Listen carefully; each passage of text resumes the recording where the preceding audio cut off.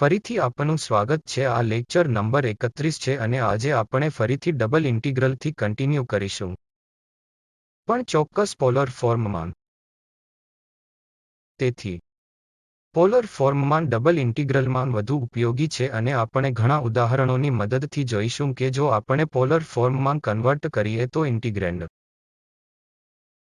અને અનુરૂપ લિમિટો પણ છે, તો આ ઇન્ટિગ્રલનું મૂલ્યાંકન કરવું ઘણું સરળ બની જાય છે. તેથી આપણે ધ્રુવીય ડોમેનની સ્થિતિને નક્કી કરીએ છીએ. જ્યારે આપણે ઉદાહરણને લઈએ છીએ જે પોલર ફોર્મમાં સારી રીતે દર્શાવી શકાય છે, તેથી આપણી પાસે ઉદાહરણ તરીકે સર્ક્યુલર ડોમેન છે, અથવા આપણી પાસે બીજું કોઈ ડોમેન છે જેમાં સીમાઓ અહીં આ વેરિયેબલની દ્રષ્ટિએ સૂચવવામાં આવે છે. r અને થીટા. તે કેસમાં આપણે સરળતાથી ઇન્ટિગ્રલને પોલર ફોર્મ અથવા ઇન્ટિગ્રેન્ડમાં રૂપાંતરિત કરવાનું વિચારી શકીએ છીએ. તેથી જ્યારે આપણે x² + y² ફોર્મમાં ઇન્ટિગ્રલ રૂપે ફરીથી જોઈ શકીએ છીએ, આપણે જાણીએ છીએ કે કાર્ટેશિયનમાંથી પોલર ફોર્મમાં r બરાબર cos થીટા છે અને y નો વર્ગ બરાબર r sin થીટા છે. તેથી આ x² + y² એ r સ્ક્વેર બને છે. તેથી આ ઘણા કિસ્સાઓમાં ઇન્ટિગ્રલ પણ બને છે. તેથી ડોમેનના આધારે ઇન્ટિગ્રેશન થાય છે, તે ઇન્ટિગ્રેન્ડના આધારે થાય છે. આપણે નક્કી કરીશું કે શું પોલર ફોર્મ વધુ સારું છે કે નહીં. તેથી ચાલો હવે આપણે ચર્ચા કરીએ કે અહીં જણાવ્યા પ્રમાણે ડોમેન એ આ કર્વથી બાઉન્ડેડ છે. આ r2 થીટા છે, તે થીટાનું ફંક્શન છે, અને બીજો કર્વ જે અહીં થીટાનું કાર્ય છે. તેથી આપણે પોલર કોઓર્ડિનેટ વિશે વાત કરી રહ્યા છીએ.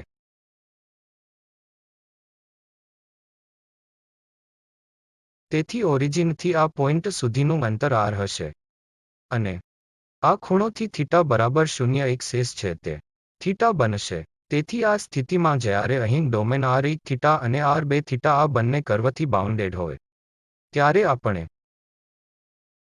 ખરેખર પોલર કોઓર્ડિનેશન દ્વારા ઇન્ટિગ્રેશન સરળતાથી કરી શકીએ છીએ, કારણ કે અહીં ડોમેનની લિમિટ છે જેનું સરળતાથી મૂલ્યાંકન કરી શકાય છે, કારણ કે r ના ડાયરેક્શનમાં અહીં ડોમેનમાં પ્રવેશી શકાય છે જે r1 થીટા અને આ ડોમેનના પહેલાના r2 થી હોય છે. તેથી આ કેસમાં અને ખૂણો થીટા માટે આપણી પાસે થીટા આલ્ફા એંગલથી જાય છે. તેથી આ થીટા બરાબર આલ્ફા એંગલ છે, અને 2 થીટા બરાબર બીટા ખૂણો છે, જેથી આપણે પોલર કોઓર્ડિનેટની મદદથી આ ડોમેનને સરળતાથી આવરી શકીએ છીએ. પણ જો આપણે કાર્ટેશિયન સ્વરૂપમાં પૃથ્થકરણ કરીએ તો તેમને આ ડોમેનને આવરી લેવામાં ઘણી મુશ્કેલીઓ પડશે, કારણ કે તેમાં આ કર્વ છે જેનું r2 થીટા દ્વારા અને અહીં r1 થીટા સરસ રીતે વર્ણવેલ છે. તેથી હવે જ્યારે આપણી પાસે આ પોલર કોઓર્ડિનેટ હશે ત્યારે ઇન્ટિગ્રલ સ્વરૂપ કેવી રીતે થશે. આપણે આ ડોમેનને ફરીથી કાર્ટેશિયનની જેમ નાના સેલ્સમાં પૃથ્થકરણ કરીએ છીએ, અને ચાલો અહીં આ કોષ પર વિચાર કરીએ, જેને અમે આ રીતે ડેલ્ટા ai તરીકે કોલ કરીએ છીએ. તેથી આ સેલ માટે આપણી પાસે અહીંથી આ ત્રિજ્યા છે. આ પોઈન્ટથી અથવા કોઈપણ રેખાથી આ પોઈન્ટ પર તેના ri. તેથી આ ઓરિજિનથી આનું અંતર હોય છે, એ ri છે, અને પછી આપણે અહીં ri/ri + ડેલ્ટા ri ઇન્ક્રીમેન્ટ કરીએ છીએ, અને અહીંથી બીજી ત્રિજ્યા પર જઈએ છીએ, જે આ પોઈન્ટથી છે. અને તે જ રીતે આપણે જે ખૂણો શોધીએ છીએ અહીંથી ત્યાં સુધી જવા માટે, તેને ડેલ્ટા થીટાની જેમ વર્ણવવામાં આવ્યું છે. તેથી આપણી પાસે ડેલ્ટા થીટા ખૂણો છે અને પછી ri થી ri + ડેલ્ટા i સુધીની આ ત્રિજ્યા હોય છે. તેથી અહીંની ત્રિજ્યા ri + ડેલ્ટા ri હશે. તેથી આ ને ધ્યાનમાં રાખીને, અને ફરીથી આપણે તે પણ જાણવું પડશે, એકવાર આપણી પાસે આ સર્ક્યુલર આર્ક છે જે ખૂણો છે, ચાલો અહીં થીટાનો ભાગ કહીએ, અથવા ખૂણા થીટા બનાવીએ, પછી આ ક્ષેત્રનો ક્ષેત્રફળ એ પાઈ બાય થીટા બાય 2 હશે. તેથી ખૂણો એ થીટા છે અને આ ત્રિજ્યા આર થીટા બાય 2 છે. તેથી ત્રિજ્યા આર જે આ સર્ક્યુલર આર્ક દ્વારા અહીં આ ક્ષેત્રફળનો વિસ્તાર હશે અને જે આ પોઇન્ટથી ખૂણાથી થીટા બનાવી રહ્યો છે. તેથી આ વિસ્તારમાં 2 થીટા હશે. જેથી આપણે હવે આ કન્સિડરેશનનો અહીં ઉપયોગ કરીશું. તો ચાલો આ ડોમેનના આ નાના ભાગના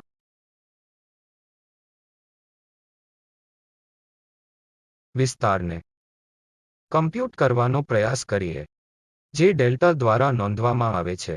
તેથી આ કિસ્સામાં હવે અમારી પાસે આ ડેલ્ટા આઈ છે જે આ મોટા ક્ષેત્રફળના વિસ્તાર દ્વારા આ આર આઈ પ્લસ ડેલ્ટા આઈ ત્રિજ્યા સુધી આપવામાં આવે છે. અને આપણે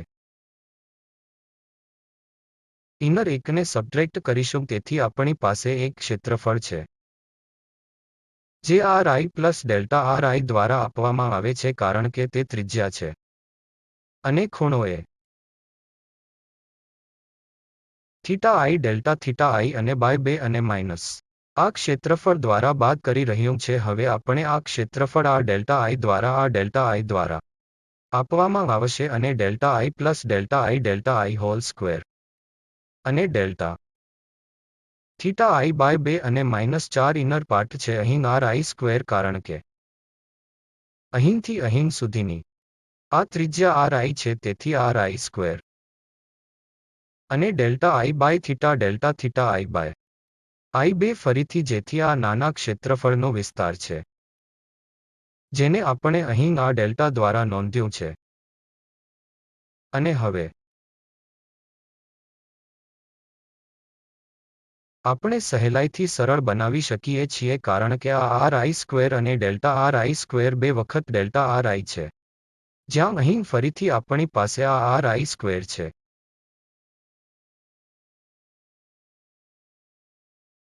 તેથી તે કેન્સલ થઈ જશે અને આપણને 2 r I delta i square and પછી આ કોમન ફેક્ટર છે જે બંને terms delta theta I by 2 છે. તેથી હવે આપણે ફરીથી આ કોમન ડેલ્ટા આર આઈ શબ્દ લઈને ફરીથી લખી શકીએ છીએ. તેથી આપણે આ બંનેને અહીં પણ કન્સિડર લઈ શકીએ છીએ જેથી આપણે આ બંને દ્વારા ડિવાઇડ કરીએ છીએ જેથી અમે આ ડેલ્ટા આર આઈને બહાર લઈ જતા અને 2 વડે ડિવાઇડ કરતી વખતે પહેલું ટર્મથી આર આઈ મેળવીશું. તેથી આર આઈ મળશે અને અહીંથી અમને ડેલ્ટા આર આઈ બાય 2 તેથી આ ડેલ્ટા એ આઈ આ ક્ષેત્રફળનો ક્ષેત્ર અહીં આ એક્સપ્રેશન દ્વારા આપવામાં આવે છે જે r i plus delta R i by 2 છે. તેથી આ r i plus delta R i 2 અહીં ક્યાંક મધ્યમાં છે. તેથી આ આર્ક છે જે સર્ક્યુલર આર્ક છે જેમાં ત્રિજ્યા r i plus delta R i by 2 છે અને પછી આપણે ડેલ્ટા આર આઈ અને અહીં ડેલ્ટા થીટા આઈ છે જે આપણે ત્રિજ્યામાં અને ખૂણામાં પણ બનાવ્યું છે. અને આપણે હવે આને આર આઈ સ્ટાર દ્વારા સૂચવી શકીએ છીએ અને પછી આપણી પાસે delta R I delta theta i છે. તેથી આ નાના ક્ષેત્રનો વિસ્તાર હવે આ કેસમાં આપણને આ ત્રિજ્યા અહીં મળી રહી છે આર આઈ જે આપણે આર આઈ સ્ટાર દ્વારા નોંધ્યું છે કે કેટલાક આ 2 સર્ક્યુલર આર્કની મધ્યમાં છે જે આ ક્ષેત્ર માટે આપણી પાસે છે અને પછી delta R I delta theta i. તેથી આ કાર્ટેશિયન કેસમાં આપણી પાસે જે છે તેના કરતાં થોડું અલગ છે. તેથી જ્યારે આપણે કાર્ટેશિયન માટે એક જ કામ કર્યું છે તેથી આપણે ડેલ્ટા એક્સ દ્વારા આ દિશામાં અને ડેલ્ટા વાય દ્વારા આ દિશામાં આ ઇન્ક્રીમેન્ટ મેળવી રહ્યા હતા અને પછી આ ક્ષેત્રફળ ફક્ત ડેલ્ટા એક્સ અથવા ડેલ્ટા વાય બની જાય છે. પરંતુ આ કેસમાં જ્યારે આપણે આ કેસમાં સર્ક્યુલર અથવા પોલર કોઓર્ડિનેટ વિશે વાત કરી રહ્યા છીએ ત્યારે અહીં આ ડોમેનમાં આ ક્ષેત્રફળના ક્ષેત્ર સુધી જાય છે delta I R I star અને delta R I delta theta I. જ્યારે કાર્ટેશિયન કોઓર્ડિનેટમાં હતા ત્યારે તે ફક્ત વધારાનું પ્રોડક્ટ હતું. આપણે એક્સના ડિરેક્શન અને વાયના ડિરેક્શનમાં બનાવ્યું છે. તેથી અહીં એક વધારાનું પરિબળ RI દેખાય છે અને અહીં આપણે હવે આ ડોમેન પર આ ઇન્ટિગ્રલ I ને વ્યાખ્યાયિત કરીશું જે પોલર ફોર્મમાં વર્ણવવામાં આવ્યું છે. આ લિમિટ છે તેથી આપણે તે જ કરીશું. તેથી ફંક્શન માટે જો ફંક્શન આપવામાં આવેલું હોય તો આપણે એક પોઈન્ટ RI થીટા પર વેલ્યુની ગણતરી કરીશું અને જો ક્યાંક ક્ષેત્ર RI જે પોઈન્ટ વચ્ચે હોય છે ને થીટા જે start point multiply by delta એ જે કાર્ટેશિયન જેટલા હોય છે પણ હવે આ એક જે ડેલ્ટા એ જે છે જે RI ગુણ્યા delta RI times delta RI delta theta. તેથી હવે આ લિમિટ એ થશે અથવા આપણે હવેથી ઇન્ટિગ્રલ લખીશું અને ડેલ્ટા થીટાને કારણે FR થીટા એ જે થીટા આવે છે જે R અને ડેલ્ટા R થીટાની પ્રોડક્ટ હોય છે. તેથી આ R times delta R delta આ થીટા અને હવે તેની લિમિટ એ આપણે હવે કન્સિડર કરવી પડશે જે આ ડોમેન માટે છે પણ આ પોલર ફોર્મમાં આપવામાં આવેલું છે તેથી તે R માટે ઘણું સરળ હોય છે. આપણે R ડોમેનમાંથી એન્ટર થઈએ છીએ અને પહેલાના ડોમેન R2 થીટામાં અને થીટા એ અલ્ફા ખૂણોથી બીટા સુધી બદલાય છે તેથી આ હવે આ R અને થીટાની લિમિટ છે અને પણ આપણે જાણી શકીએ કે R ફેક્ટર એ વધારે બની ગયું છે જે પોલર કોઓર્ડિનેટની સરખામણીમાં વધારે હોય છે જ્યાં આપણે ખાલી dx અને dy નો ઉપયોગ કરીએ છીએ. તેથી અહીં પણ આપણી પાસે ફંક્શન છે અને પછી તેને અહીં R થીટા સાથે ઇવેલ્યુએટ કરી શકીએ છીએ અને તે વધારાનું પરિબળ R અને પછી dr બને છે d થીટા અને તેને કવર કરવા માટે ક્ષેત્ર એ આપણે નક્કી કરીએ આ થીટા અને R ની રેન્જ. તેથી હવે આપણે અહીં જોઈ શકીએ કે પોલર કોઓર્ડિનેટ માટે કાર્ટેશિયન ઇન્ટિગ્રલને બદલી શકીએ છીએ જેથી આપણે ચર્ચા કરી કે તે ઇન્ટિગ્રલને પોલર કોઓર્ડિનેટમાં કેવી રીતે લખી શકાય. તેથી ધારો કે ઇન્ટિગ્રલ એ કાર્ટેશિયન કોઓર્ડિનેટ f માં આપેલ છે જે f dx dy ફોર્મ એક ક્ષેત્ર R માં આપવામાં આવ્યું છે. તેથી આપણે હવે પોલર ફોર્મમાં કન્વર્ટ કરવા માટે શું કરીશું આપણે આને રિપ્લેસ કરીશું x by R cos theta આપણે આને રિપ્લેસ કરીશું y by R sin theta અને R dx dy ને રિપ્લેસ કરીશું જે R d થીટા અને પછી R અને થીટાને અનુરૂપ આપણે તે લિમિટ મૂકવી પડશે જે આ ક્ષેત્ર R ને આવરી લે છે.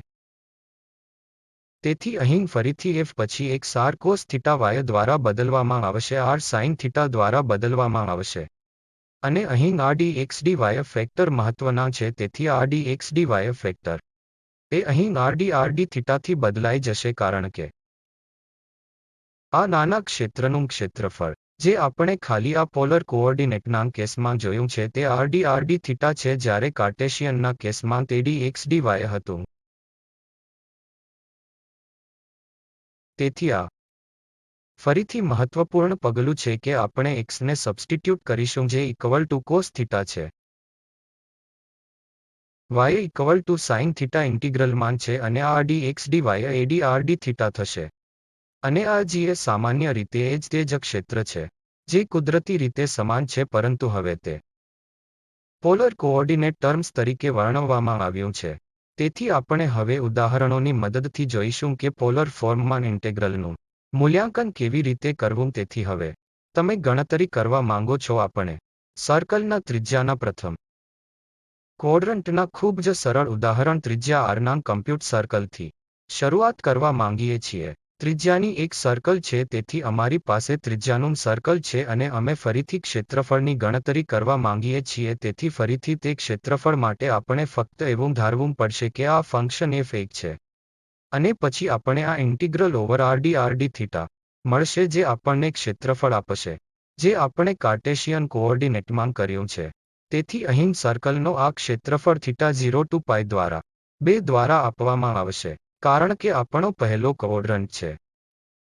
તેથી અહીં આ સર્કલ છે અને ત્રિજ્યા એ છે. તેથી થીટા માટે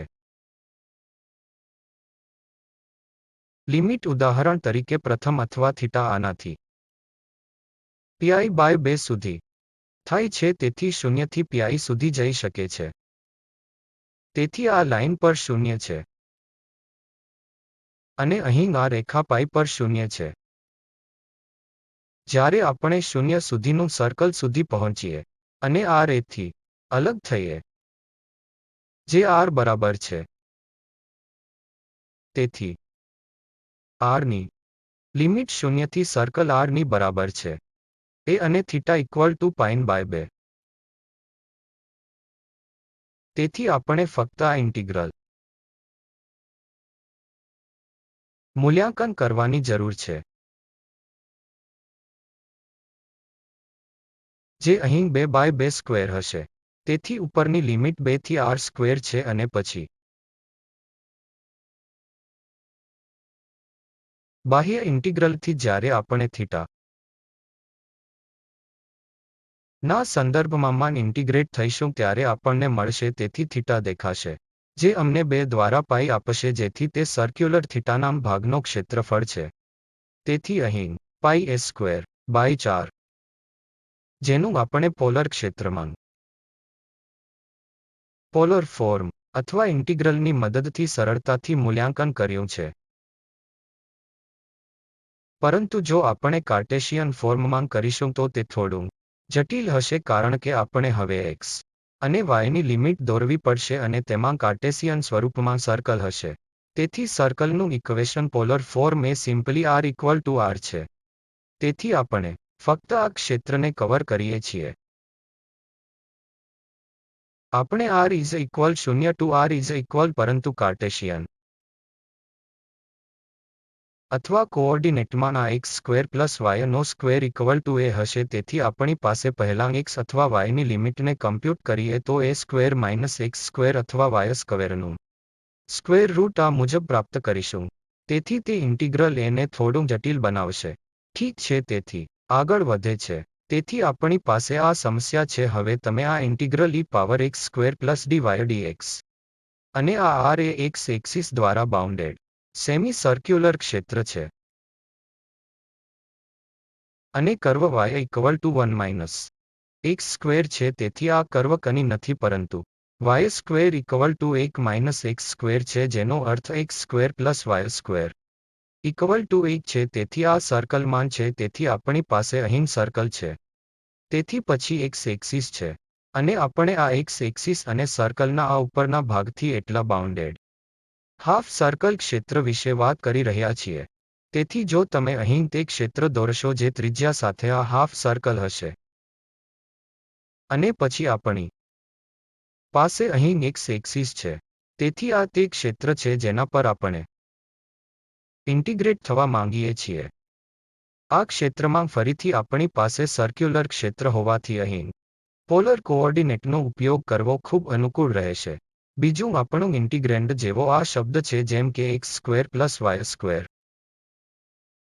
તેથી તે ઇન્ટિગ્રલના મૂલ્યાંકન માટે પણ સરળ બનશે. તેથી જો આપણે હવે ઇન્ટિગ્રલને કમ્પ્યુટ કરીએ જેથી તે r/(e⁻x² + y²) હશે અને તેનાથી dy r dx મળે છે. તેથી અહીં જો આપણે લખીએ બધા ઇન્ટિગ્રેન્ડ માટે સૌ પ્રથમ પોલર ફોર્મ, કારણ કે આપણે હવે અવેજી કરી રહ્યા છીએ x² cos θ છે અને y એ સંકલનમાં r sin θ છે, જે આપણને x² + y² r² આપશે e⁻r². અને r dx dy r dθ હશે. તો પહેલા આપણે r ની લિમિટ મૂકીએ જેથી r 0 થી 1 સુધી આ ક્ષેત્રને આવરી લેશે, જેથી r 0 થી ઉપર જશે 1. આ r પહેલું. તેથી r 0 થી પહેલું તરફ જઈ રહ્યો છે અને θ=0. અને પછી આપણે પાર્શિયલ θ=π આ સુધી પહોંચીશું. તેથી θ થી 0 π અને r એ 0 થી 1 e⁻r² અને r dθ છે. અને હવે જો આપણે અહીં નજીકથી જોઈએ તો કાર્ટેશિયન કોઓર્ડિનેટના સ્વરૂપમાં સીધું મૂલ્યાંકન સરળ ન હતું, અથવા સરળ અથવા આઈ power x square plus y square ટર્મને ઇન્ટિગ્રેટ કરવું શક્ય નથી, પરંતુ હવે આપણે અહીં ઈ પાવર આર સ્ક્વેર અને આર મેળવ્યા છે, જેથી આપણે સરળતાથી આ ઇન્ટિગ્રેન્ડમાં ઇન્ટિગ્રેટ થઈ શકીએ છે, જે આર માટે આપણો થીટા 0 થી પાઈ છે, અને આપણને અડધા મળશે, અને પછી અમારી પાસે અહીં 2r છે, તેથી આ આર સ્ક્વેરનું ડિફરન્શિયલ છે. તેથી આ આર સ્ક્વેર, અને આપણી પાસે તેને સંબંધિત ઇન્ટિગ્રલ 0 થી 1 છે. આપણી પાસે થીટા છે, તેથી આઈ -1 તેની સાથે અડધા હશે, અને પછી આ થીટા, અને આપણે અપર લિમિટ પાઈ મૂકીએ છીએ, જેથી ત્યાં બીજું પાઈ હશે, તેથી તે પાઈ બાય 2 થશે અને -1 થશે, જે ઇન્ટિગ્રલની વેલ્યુ હશે, જે e power x square plus y square અને dy dx છે. તેથી આ પોલર કોઓર્ડિનેટનો ઉપયોગ કરી શકે છે. આ મૂલ્યાંકન માટે ખૂબ જ સરળ છે. તેથી ચાલો આપણે અહીં 2 નંબરના પ્રોબ્લેમને જોઈએ, જે હવે આપણને તેમાંથી ફરીથી આપશે. તેથી અહીં આપણે કાર્ડિયોઇડમાં ક્ષેત્રફળની ગણતરી કરી શકીએ છીએ. r = 2 અને 1 પ્લસ કોસ થીટા, અને તેની બહાર રીજન r = 1 છે. તેથી અહીં એક ત્રિજ્યાનું સર્કલ છે, જે તેના કેન્દ્રમાં 0 છે. તેથી આ એક સર્કલ છે, અને પછી આપણી પાસે આ કાર્ડિયોઇડ r = 2 ટાઈમ્સ છે, અને 1 પ્લસ કોસ થીટા છે. તેથી આપણે પહેલા હંમેશની જેમ ક્ષેત્ર દોરવો પડશે. તેથી આ કેસમાં આપણી પાસે આ કાર્ડિયોઇડ છે, અને પછી આપણી પાસે ત્રિજ્યા 2 નું સર્કલ છે. અને પછી અહીં શું પૂછવું, જે કાર્ડિયોઇડની અંદર અને બહાર છે? r = 2 છે. તેથી અહીં તેનો અર્થ એ છે કે આપણે અહીં સર્કલની બહાર અને કાર્ડિયોઇડમાં છે. તેથી આ ક્ષેત્ર છે, અને હવે આપણે ક્ષેત્રફળ શોધવા માંગીએ છીએ. અને સામાન્ય રીતે આપણે પોલર કોઓર્ડિનેટ્સનો ઉપયોગ કરીશું, કારણ કે આ ફરીથી ખૂબ સરળ છે. તેથી આપણી પાસે આ પોઈન્ટથી થીટામાં આગળ વધી રહ્યા છીએ, અને પછી આ રીતે થાય છે. અને થીટાએ આ પોઈન્ટ સુધી જશે. તેથી થીટાની લિમિટ આપણે -π/2 દ્વારા લઈ શકીએ છીએ. આ π/2 -π/2 થી π/2. અને r માટે હંમેશા આ સર્કલ, જે અહીં r બરાબર 2 થી r = કાર્ડિયોઇડ છે. તેથી અહીં r 2 1 પ્લસ છે, અને કોસ થીટા, અને આ r = 2 છે. તેથી r ની લિમિટ એ થીટા માટેના મૂલ્યાંકન કરવા માટે પણ સરળ રહેશે. તેથી થીટા -π/2 2π/2, અને પછી આપણી પાસે dr થી 2 માટે 2 1 પ્લસ અને કોસ થીટા છે, અને પછી આ ક્ષેત્રફળ માટે છે. તેથી ઇન્ટિગ્રેન્ડ બનશે, અને પછી આપણી પાસે r અને d થીટા છે. તેથી આપણે સરળતાથી મૂલ્યાંકન કરી શકીએ છીએ. તેથી આ પાઈ માટે -π/2 છે. અહીં r સ્ક્વેર એટલે 4, અને 1 પ્લસ કોસ થીટા, જેની અપર લિમિટ છે. અને પછી આપણી પાસે ફરીથી ઓવર લિમિટ માટે આ 4 અને r d થીટા છે. તેથી આપણી પાસે આ 4 માટે -π/2 π/2 છે. આપણે તેને કેન્સલ કરી શકીએ છીએ. તેથી આપણને 2 મળે છે, અને આ પણ 1 કોસ થીટા મેળવવા માટે plus term cos square theta હોય છે. તેથી આપણી પાસે કોસ થીટા અને કોસ સ્ક્વેર થીટા છે,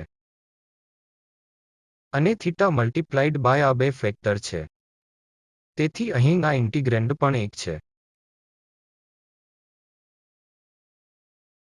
જે ઇવન છે. તેથી આ ઇન્ટિગ્રલ એ 4 ટાઈમ્સ અને 0 2π/2, અને આપણી પાસે અહીં 2 કોસ થીટા, અને આ પણ આપણે બંને ફોર્મને 1 + કોસ થીટામાં કન્વર્ટ કરી શકીએ છીએ.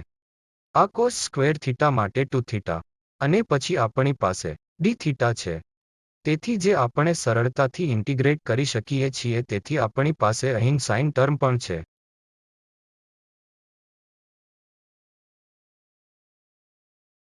તેથી જો આપણે આને કેલ્ક્યુલેટ કરીશું તો પછીથી 2 આ સાઇન થીટા અને પ્લસ આના અડધા આપણી પાસે 1 થીટા માટે અને પ્લસ ફરીથી સાઇન 2 થીટા બાય 2 અને પછી લિમિટ 0 પાઈ બાય 2 છે. તેથી આ 4 2 છે અને સાઇન પાઈ બાય 2 એ એકવાર ફરીથી સાઇન 0 હશે. અહીં આપણી પાસે હાફ થીટા છે જે આપણને પાઈ બાય 2 આપે છે અને પછી સાઇન આપે છે. આ પાઈ માઇનસ સાઇન 0 હશે. તેથી જો આપણે લિમિટ મૂકીશું તો આ 0 થશે. તેથી આપણી પાસે અહીં ટાઈમ્સ 2 પ્લસ પાઈ પ્લસ 8 હોય છે. તેથી પાઈ પ્લસ 8 છે. તેથી આ ક્ષેત્ર એ અહીંનું ક્ષેત્રફળ છે જે આકૃતિમાં દોરવામાં આવ્યો છે. અને ફરીથી પોલર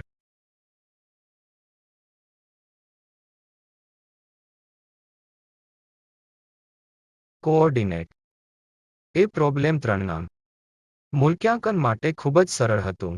તેથી પોલર કોઓર્ડિનેટનો ઉપયોગ કરીને આપણે XY પ્લેનમાં ત્રિજ્યા r નું ક્ષેત્રફળ શોધીશું જે circle x square plus y square equal to 4 એ વાય રેખા ઇક્વલ ટુ 1 નીચેની લાઇનમાં y equal to square root 3x છે. તેથી આપણી પાસે 2 y ઇક્વલ ટુ 1 છે અને આપણી પાસે y equal to square route 3 છે. અને પછી અહીંનું circle x square plus y square is equal to 4 છે. તેથી તે સિચ્યુએશન સર્કલ અને પછી આપણી પાસે આ રેખા અહીં y line equal to square root 3x અને પછી આપણી પાસે આ લાઇન છે y is equal to 1 equal to square root 3x અને પછી આ સર્કલ છે જે x square plus y square equal to 4 છે. હવે સર્કલ દ્વારા બંધ થયેલું રેખા ઉપર અને તેની નીચે હોય છે તેથી આ ક્ષેત્ર છે જે આપણે હવે પોલર કોઓર્ડિનેટનો ઉપયોગ કરીને આ ક્ષેત્રફળ શોધવા માંગીએ છીએ. તેથી હવે આપણે r અને થીટા પણ લિમિટ જોવી પડશે. તેથી આપણે r ના ડાયરેક્શનમાં આગળ વધી રહ્યા છીએ. તેથી થીટા માટે આ પોઈન્ટથી અને આપણે તે પોઈન્ટ સુધી જઈ રહ્યા છીએ. તેથી આપણને આ 2 એંગલની જરૂર છે. તેથી પહેલું આપણને આ બિંદુઓની કમ્પ્યુટ કરવાની જરૂર છે જ્યાં આ મળી રહી છે. તો આ y ઇક્વલ ટુ 1 રેખા છે અને પછી આપણી પાસે અહીંનું circle x square plus y છે.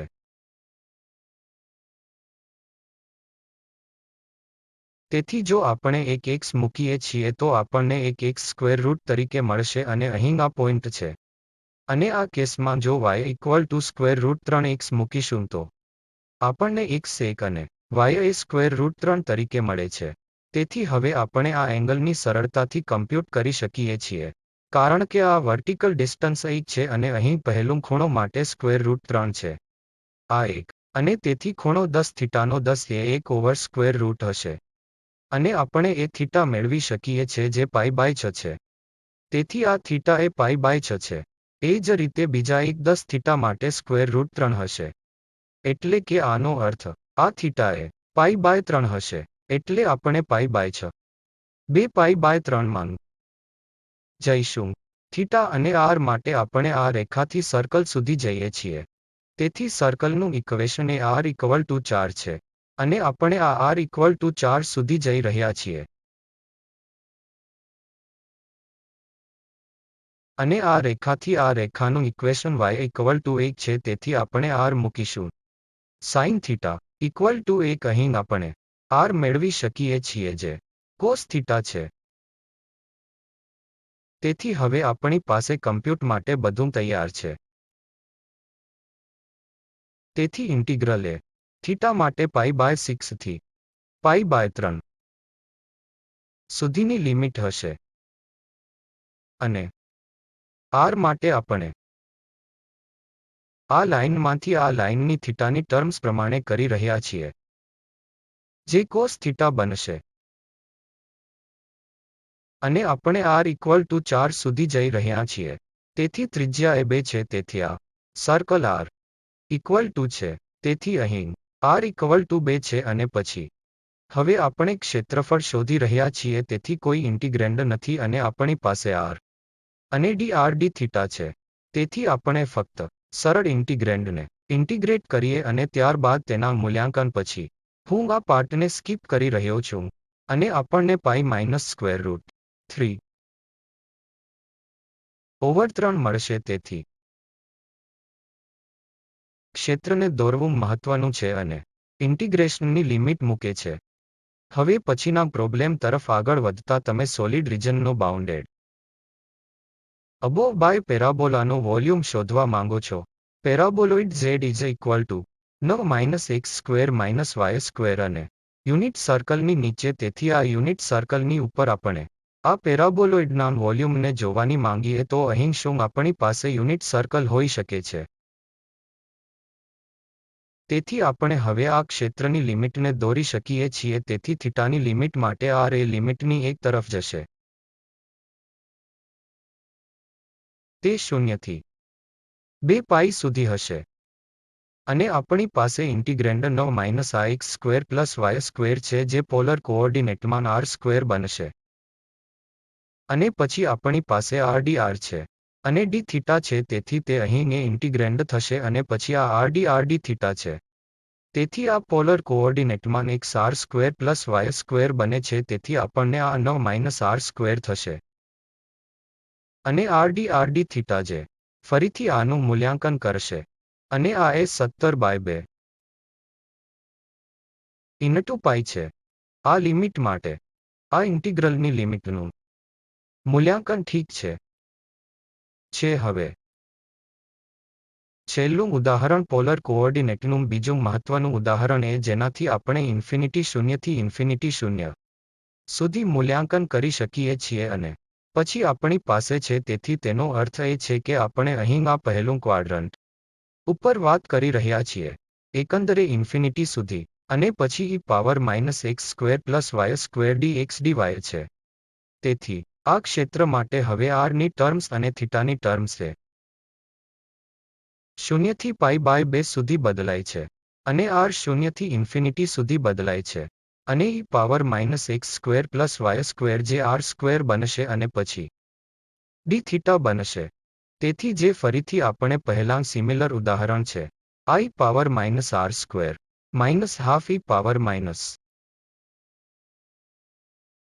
e⁻r² છે. અને પછી આપણી પાસે ઇન્ફિનિટી માટે 0 છે. d થીટા છે. તેથી -½ અને આ e⁻∞ છે અને જ્યારે r એ ઇન્ફિનિટીને અપ્રોચ કરે છે ત્યારે આ 0 e⁻0 છે જે 1 હશે. તેથી આપણને અહીં 1 મળશે. અને પછી આ થીટા ઇન્ટિગ્રલ એ 0 થી π/2 છે જે π/2 આપે છે. તેથી આપણી પાસે π/4 છે. તેથી આ ઇન્ટિગ્રલ 0 થી ઇન્ફિનિટી અને 0 થી ઇન્ફિનિટી સુધીની વેલ્યુ એ જ્યારે આપણે પોલર કોઓર્ડિનેટને યુઝ કરીએ ત્યારે π/4 છે. જે ખૂબ જ સરળ છે, પરંતુ જો આપણે કાર્ટેશિયન કોઓર્ડિનેટ્સનો પ્રયાસ કરીએ તો તે ખૂબ જ મુશ્કેલ છે. અહીં ફક્ત ઉપરોક્ત ઉદાહરણ પર આધારિત નથી. જો તમે આને ધ્યાનમાં લો તો હું અહીં ઇન્ફિનિટી પર 0 ને e⁻x² dx માં છે જે બીજા ઇન્ટિગ્રલ ને ઇક્વલ છે. હું y ની ટર્મ્સ કન્સિડર કરી રહ્યો છું. તેથી હમણાં જ ઇન્ટિગ્રલ વેરિયેબલમાં ફેરફાર થાય છે, પરંતુ વેલ્યુ સમાન રહે છે. તેથી ફરક પડતો નથી અને આપણે આ બે ઇન્ટિગ્રલના પ્રોડક્ટને કન્સિડર કરીશું, જેનો અર્થ 0 થી ઇન્ફિનિટી થાય છે, જે -x² dy અને આ આપણે પણ ડબલ ઇન્ટિગ્રલ e⁻x² અને +y² dx dy તરીકે કન્સિડર કરી શકીએ છીએ. અને આપણે જાણીએ છીએ કે આ ઇન્ટિગ્રલનું મૂલ્ય ફક્ત કેલ્ક્યુલેટ કરવામાં આવ્યું છે તે 4/π છે અને આ i² એ π/4 છે. તેથી આપણે આ ઇન્ટિગ્રલનું મૂલ્ય મેળવી શકીએ છીએ જે આપણે ઘણા ટાઈમનો ઉપયોગ કરી શકીએ છીએ. તેથી આ વેલ્યુ 0 થી ઇન્ફિનિટી પાવર છે x નો ઉપયોગ કરીશું. વેલ્યુ √π/2 છે. અથવા જ્યારે આપણે -ઇન્ફિનિટી થી +∞ વેલ્યુ અહીં √π છે. તેથી બીજા મહત્વપૂર્ણ ઇન્ટિગ્રલની મદદથી જે ડબલ ઇન્ટિગ્રલની મદદથી અને ખાસ કરીને 0 ની ઇન્ફાઇનિટી પાવર -x² dx છે. ખૂબ જ સરળ સ્વરૂપમાં તેથી એવો કન્ક્લુઝન છે કે પોલર ફોર્મમાં આ ડબલ ઇન્ટિગ્રલ ખૂબ જ મહત્વપૂર્ણ છે અને મુખ્યત્વે કેટલાક ઇન્ટિગ્રલ એવા છે જે આપણે પહેલા જોયું છે ખૂબ જ સરળ બને છે અથવા આપણે પોલર કોઓર્ડિનેટમાં ફેરફાર કરીને સરળતાથી મૂલ્યાંકન કરી શકીએ છીએ અને તે ઇન્ટિગ્રલ અને ડોમેન પર પણ આધારિત છે. આપણે સરળતાથી નક્કી કરી શકીએ કે આપણે કેટલાક ઉદાહરણો દ્વારા જોયું કે કાર્ટેશિયન અથવા પોલર ફોર્મ વધુ સારું છે કે કેમ. અને આ એવા સંદર્ભો છે જેનો ઉપયોગ અમે આ પ્રવચનો તૈયાર કરવા માટે કર્યો છે અને તમારો ખૂબ ખૂબ આભાર.